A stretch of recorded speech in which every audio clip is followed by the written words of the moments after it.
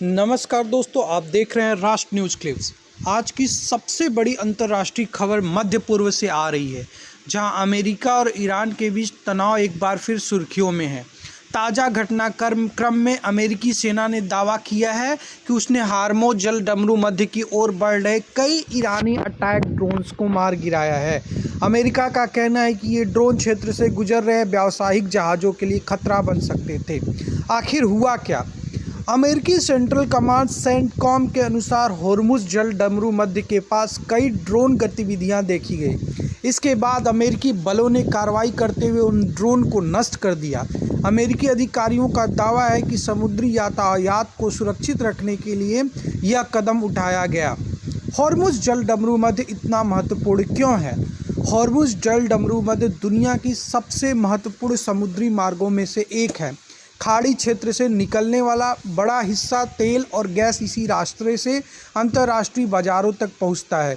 इसलिए यहां होने वाली किसी भी सैन्य गतिविधि का असर पूरी दुनिया की अर्थव्यवस्था पर पड़ सकता है। शांति वार्ता भी जारी। दिलचस्प बात यह है कि जिस समय यह सैन्य घटना हुई उसी समय अमेरिका और ईरान के बीच शांति समझौते को लेकर बातचीत भी जारी है।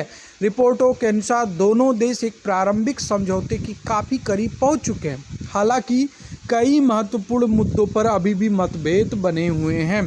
संभावित समझौतों में होर्मुज जल डमरू मध्य को फिर से पूरी तरह खोलना, कुछ प्रतिबंधों में राहत देना और आगे परमाणु कार्यक्रम पर अलग वार्ता शुरू करना शामिल बताया जा रहा है। युद्ध की शुरुआत कैसे हुई? वर्तमान संघर्ष की जड़ें फरवरी 2026 में हुई घटनाओं से जुड़ी है, जब अमेरिका और उसके सहयोगियों ने ईरान से जुड़े कई ठिकानों पर कार्रवाई की थी। इसके बाद दोनों पक्षों के बीच लगातार सैन्य टकराव, ड्रोन हमले, मिसाइल हमले और समुद्री घटनाएं सामने आती रही। भारत पर क्या असर पड़ सकता है? भारत अपनी ऊर्जा आवश्यकताओं का बड़ा हिस्सा खाड़ी देशों से प्राप्त करता है। यदि होर्मुज जल डमरू मध्य में तनाव बढ़ता है तो तेल की कीमतों में उछाल आ सकता है। इससे पेट्रोल, डीजल और अन्य आवश्यक वस्तुओं की कीमत पर असर पड़ सकता है। साथ ही खाड़ी क्षेत्र में काम कर रहे लाखों भारतीयों की सुरक्षा पर भी नज़र रखी जा रही है। दुनिया क्यों चिंतित है? विशेषज्ञों का मानना है कि यदि शांति वार्ता विफल होती है तो क्षेत्र में फिर से बड़े पैमाने पर सैन्य संघर्ष भड़क सकता है। दूसरी ओर यदि समझौता हो जाता है तो कई महीनों से चल रहा संकट समाप्त होने की दिशा में बढ़ सकता है। निष्कर्ष दोस्तों, फिलहाल स्थिति बेहद संवेदनशील बनी हुई है। एक तरफ ड्रोन हमले और सैन्य कार्रवाई की खबरें हैं, वहीं दूसरी तरफ अमेरिका और ईरान के बीच संभावित शांति समझौता की उम्मीद भी दिखाई दे रही है। आने वाले 24 से 48 घंटे इस पूरे संकट के लिए निर्णायक साबित हो सकते हैं। क्या दुनिया एक और बड़े युद्ध के मुहाने पर खड़ी है, या फिर अमेरिका और ईरान के बीच होने वाला समझौता मध्य पूर्व में शांति की नई शुरुआत करेगा? आपकी राय क्या है? कमेंट करके ज़रूर बताइए। आज की दूसरी बड़ी अंतर्राष्ट्रीय खबर फ्रांस से आ रही है, जहां से 15 से 17 जून के बीच होने वाला G7 शिखर सम्मेलन पूरी दुनिया का ध्यान अपनी ओर खींच रहा है। इस बार का G7 सिर्फ एक आर्थिक बैठक नहीं, बल्कि युद्ध, वैश्विक सुरक्षा और विश्व अर्थव्यवस्था के भविष्य को तय करने वाला मंच बन गया है। G7 में दुनिया की 7 बड़ी अर्थव्यवस्थाएं शामिल हैं: America, Britain, France, Germany, Italy, Japan और कनाडा। इस बार सम्मेलन की मेजबानी फ्रांस कर रहा है। रिपोर्ट के अनुसार सम्मेलन का सबसे बड़ा मुद्दा मध्य पूर्व में चल रहा ईरान संकट और रूस यूक्रेन युद्ध होगा। सबसे ज़्यादा नज़रें अमेरिकी राष्ट्रपति डोनाल्ड ट्रंप पर टिकी हुई है। बताया जा रहा है कि फ्रांस ने सम्मेलन के कार्यक्रम को इस तरह तैयार किया है कि अमेरिका और यूरोपीय देशों के बीच किसी बड़े टकराव की स्थिति न बने। कई राजनयिकों का मानना है कि यदि अमेरिका और ईरान के बीच शांति समझौता हो जाता है तो G7 में माहौल काफ़ी सकारात्मक हो सकता है। दूसरी ओर यूक्रेन के राष्ट्रपति व्लादिमीर ज़ेलेंस्की भी इस सम्मेलन में शामिल होने वाले हैं। वे चाहते हैं कि यूरोपीय देश यूक्रेन को और अधिक सैन्य तथा आर्थिक सहायता दे। यूरोपीय देशों का मानना है कि रूस के खिलाफ दबाव बनाए रखना आवश्यक है। सम्मेलन में चीन भी एक बड़ा विषय रहेगा। पश्चिमी देश महत्वपूर्ण खनिजों और तकनीकी सप्लाई चेन के लिए चीन पर निर्भरता कम करने के विकल्पों पर चर्चा करेंगे। इससे भविष्य में वैश्विक व्यापार और तकनीकी प्रतिस्पर्धा की दिशा तय हो सकती है। आर्थिक मोर्चे पर भी स्थिति चुनौतीपूर्ण बनी हुई है। ईरान संकट के कारण ऊर्जा कीमतों में उतार चढ़ाव देखने को मिला है। निवेशक यह जानना चाहते हैं कि विश्व के बड़े नेता वैश्विक अर्थव्यवस्था को स्थिर रखने के लिए क्या कदम उठाएंगे। इस बार भारत भी विशेष रूप से चर्चा में है, क्योंकि भारतीय प्रधानमंत्री नरेंद्र मोदी 13 से 18 जून तक फ्रांस और स्लोवाकिया की यात्रा पर है।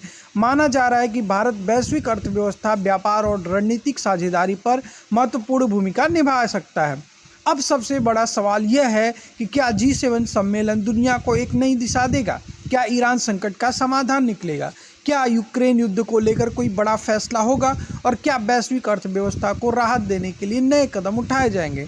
इन सभी सवालों के जवाब अगले कुछ दिनों में सामने आएंगे। फिलहाल पूरी दुनिया की निगाह फ्रांस में होने वाले इस महत्वपूर्ण सम्मेलन पर टिकी हुई है। क्या G7 समिट 2026 दुनिया में शांति और स्थिरता ला पाएगा या फिर वैश्विक तनाव और बढ़ेगा? अपनी राय इस मुद्दे पर भी जरूर बताइएगा। नेक्स्ट न्यूज है चीन, उत्तर कोरिया, रूस गठबंधन। क्या दुनिया में बन रहा नया पावर ब्लॉक? दुनिया की राजनीति में इस समय एक ऐसी हलचल मची हुई है जिसने अमेरिका और उसके सहयोगी देशों की चिंता बढ़ा दी है। पिछले कुछ दिनों में चीन के राष्ट्रपति शी जिनपिंग ने लगभग 7 साल बाद उत्तर कोरिया की ऐतिहासिक यात्रा की, जहां उनका भव्य स्वागत उत्तर कोरियाई नेता किम जोंग यून ने किया। इस यात्रा को केवल एक राजनयिक दौरा नहीं बल्कि एशिया में बदलते शक्ति संतुलन के संकेत के रूप में देखा जा रहा है। हालांकि विशेषज्ञों का मानना है कि चीन, उत्तर कोरिया और रूस के बीच बढ़ती नज़दीकियां वैश्विक राजनीति को नया मोड़ दे सकती है। हाल के वर्षों में उत्तर कोरिया और रूस के संबंध तेजी से मजबूत हुए हैं। दोनों देशों ने रणनीतिक साझेदार को और गहरा करने की बात कही है, जबकि किम जोंग यून ने रूस के राष्ट्रपति व्लादिमीर पुतिन को संदेश भेजकर उनकी नीतियों के प्रति पूर्ण समर्थन व्यक्त किया है। चीन की इस यात्रा का सबसे दिलचस्प पहलू यह रहा कि बातचीत के दौरान उत्तर कोरिया के परमाणु कार्यक्रम पर सार्वजनिक रूप से कोई विशेष चर्चा नहीं हुई। कई विश्लेषकों का मानना है कि यह चीन की रणनीति में बदलाव का संकेत हो सकता है। चीन अब उत्तर कोरिया को केवल एक पड़ोसी देश नहीं बल्कि क्षेत्रीय रणनीतिक साझेदार के रूप में देख रहा है। इस बीच उत्तर कोरिया ने अमेरिका पर भी तीखा हमला बोला। उत्तर कोरिया ने दक्षिण कोरिया को $300 मिलियन की अमेरिकी मिसाइल बिक्री को युद्ध को बढ़ा देने वाला कदम बताया है।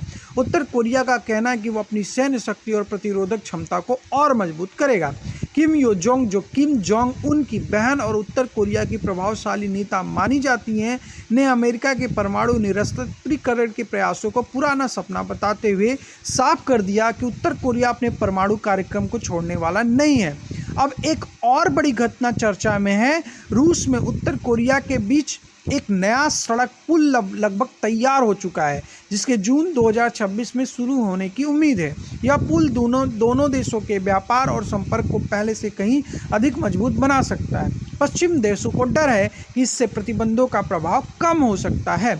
अमेरिका और उसके सहयोगी देशों को चिंता है कि यदि चीन, रूस और उत्तर कोरिया की साझेदारी लगातार मजबूत होती रही तो एशिया प्रशांत क्षेत्र में शक्ति संतुलन बदल सकता है। यही कारण है कि वाशिंगटन, टोक्यो और सियोल लगातार अपनी सुरक्षा रणनीतियों को मजबूत कर रहे हैं। फिलहाल दुनिया की नज़र इस बात पर है कि क्या यह बढ़ती नज़दीकी केवल आर्थिक और राजनीतिक सहयोग तक सीमित रहेगी या भविष्य में यह एक ऐसे रणनीतिक गठबंधन का रूप ले लेगी जो वैश्विक राजनीति की दिशा बदल दे सकती है।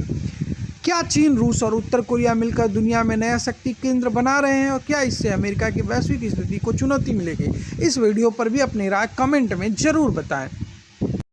एक बहुत बड़ी न्यूज़ मैं आपको बता रहा हूँ। आर्टिफिशियल इंटेलिजेंस की वजह से जा रही है लाखों नौकरियाँ, दुनिया भर में बड़ी चिंता। आज की यह खबर युद्ध या राजनीति की नहीं बल्कि हर युवा, हर कर्मचारी और हर छात्र के भविष्य से जुड़ी है। दुनिया भर में आर्टिफिशियल इंटेलिजेंस यानी AI की रफ्तार इतनी तेज़ी हो गई है कि अब बड़ी बड़ी कंपनियां कर्मचारियों की संख्या घटाकर आर्टिफिशियल इंटेलिजेंस सिस्टम पर ज़्यादा भरोसा कर रही हैं। यही कारण है कि 2026 में टेक इंडस्ट्री में बड़े पैमाने पर छंटनी की खबरें लगातार सामने आ रही हैं। हाल ही में मेटा के CEO मार्क जुकरबर्ग ने स्वीकार किया कि कंपनी के AI केंद्रित बदलाव के दौरान कई गलतियां हुई। मेटा ने अपनी वैश्विक कार्यबल में लगभग 10% कटौती की और हजारों कर्मचारियों को AI परियोजनाओं में स्थानांतरित किया।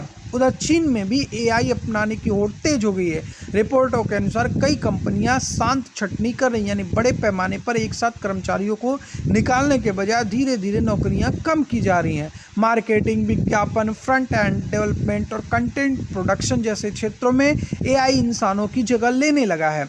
एक और चौंकाने वाली खबर दक्षिण पूर्व एशियाई से आ रही है। ई-कॉमर्स कंपनी Shopee.com ने भी एआई आधारित पुनर्गठन के तहत कई विभागों में कर्मचारियों की संख्या घटाना शुरू कर दिया है। विशेषज्ञों का कहना है कि आर्टिफिशियल इंटेलिजेंस केवल नौकरियां खत्म नहीं कर रहा, बल्कि नौकरियों की प्रकृति भी बदल रहा है। अब कंपनियां ऐसे लोगों को प्राथमिकता दे रही है जो एआई टूल्स का उपयोग करना जानते हो। लेकिन कहानी का दूसरा पक्ष भी है। कुछ अर्थशास्त्रियों का मानना है कि अभी तक इस बात का ठोस प्रमाण नहीं मिला है कि एआई ने बड़े पैमाने पर सफ़ेद पोस्ट नौकरियां समाप्त कर दी। उनका कहना है कई कंपनियां लगातार घटाने के लिए छटनी कर रही हैं और एआई को उसका कारण बता रही हैं। फिर भी आंकड़े चिंता बढ़ाने वाले हैं। विभिन्न रिपोर्टों के अनुसार 2026 में टेक सेक्टर में हजारों नौकरियां खत्म हुई और कई कंपनियां एआई को अपनी भविष्य की रणनीति का केंद्र बना रही हैं। आज सबसे बड़ा सवाल यह है कि क्या आर्टिफिशियल इंटेलिजेंस इंसानों की जगह ले लेगा? विशेषज्ञों का जवाब है पूरी तरह नहीं, लेकिन जो लोग नई तकनीकी नहीं सीखेंगे उनके लिए भविष्य चुनौतीपूर्ण हो सकता है। एआई उन लोगों की जगह ले सकता है जो केवल दोहराए जाने वाले कार्य करते हैं, जबकि आर्टिफिशियल इंटेलिजेंस के साथ काम करने वाले लोगों की मांग बढ़ सकती है। क्या एआई इंसानों का सबसे बड़ा सहायक बनेगा या सबसे बड़ा प्रतिस्पर्धी? क्या आने वाले वर्षों में नौकरी का मतलब ही बदल जाएगा? अपनी राय कमेंट में जरूर बताइएगा। खेल की जगत दुनिया से आपके लिए धमाकेदार न्यूज़ लेके आए हैं।